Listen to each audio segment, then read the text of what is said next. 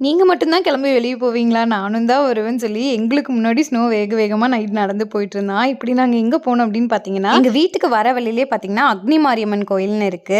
அங்க வந்து இப்போ திருவிழா நடந்துட்டுருக்கு. ஸோ இன்னைக்கு வந்துட்டு அங்க தீச்சட்டி, அதுக்கப்புறம் வந்துட்டு அந்த அலகு குத்துறது, காவடி எடுக்கிறது அதெல்லாம் பண்ணுவாங்க. நேத்தே தீர்த்தம் முடிஞ்சிருச்சு. சரி இதெல்லாம் பார்த்து ரொம்ப நாள் ஆச்சுன்னு சொல்லிட்டு, நைட் டைம்ல நான், அத்தை, பாப்பா 3 பேரும் கிளம்பி போயிட்டோம். ஸோ அங்க பார்த்தீங்கன்னா, சரியான ட்ரம்ஸ் அடிச்சுட்டு சூப்பரா எல்லாம் என்ஜாய் பண்ணிட்டு இருந்தாங்க. இந்த வயசு பசங்கனாவே இந்த இடத்துல ட்ரம்ஸ் அடிச்சுட்டு ஆடுறது சகஜம் தானே. அவங்களுக்கு இதெல்லாம் தான் என்ஜாய்மெண்ட்டு. நல்லா பெரிய ட்ரம்ஸ்லாம் வச்சு தட்டிட்டே போனாங்க. நல்லா என்ஜாய் பண்ணிட்டு போனாங்க. நல்லா பெரிய பெரிய அலகெல்லாம் குத்தியிருந்தாங்க. ஒரு ரோடே கவர் ஆகுற அளவுக்கு இருந்தது அதனோட டிஸ்டன்ஸு. இங்க பாருங்க உங்களுக்கு பார்க்கும்போதே தெரியும். அதுக்கப்புறம் வந்து முதுகுல வந்து அந்த ஹூக் மாரியெல்லாம் போட்டு லெமன்லாம் தொங்க விட்டுருந்தாங்க. இது வந்து கோயிலோட பேக் சைட். நாங்க பார்த்துட்டு போகும்போது வெடி வச்சுட்டு இருந்தாங்க. கோயிலுக்குள்ள இந்த டைம்ல போனா கூட்டமா இருக்கும். ஸோ அப்படியே வெளிய நின்னே பார்த்துட்டு நான், பாப்பா, அப்புறம் காஷ்வினி குட்டி அவங்க அம்மாலாம் வந்திருந்தாங்க. பார்த்துட்டு அப்படியே வீட்டுக்கு கிளம்பியாச்சு.